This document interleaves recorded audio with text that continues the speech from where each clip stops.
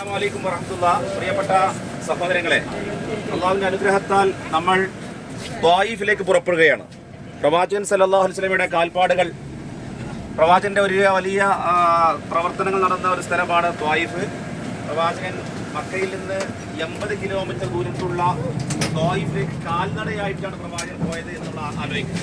80 kilometre ത്വായിഫിലേക്ക് പ്രവാചകൻ കാൽനടയായി പുറപ്പെട്ടു.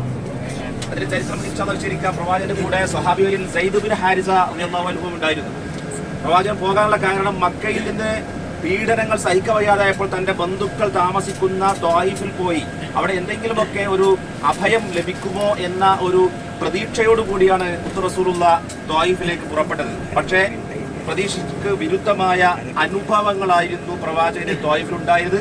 പ്രവാചകന് കല്ലേറുണ്ടായി, പ്രവാചകന്റെ ശരീരത്തിൽ നിന്ന് രക്തം ഒലിച്ചിറങ്ങി, ഇങ്ങനെയൊക്കെയുള്ള ഒരുപാട് പ്രയാസങ്ങൾ അനുഭവിച്ചൊരു സ്ഥലമാണ് ത്വായിഫ്.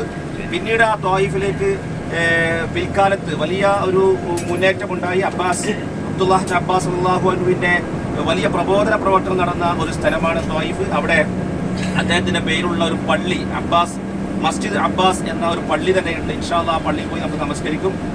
ബാക്കി കാര്യങ്ങൾ നമുക്ക് പിന്നീട് വിശദീകരിക്കും ഇൻഷാ അല്ലാഹ്.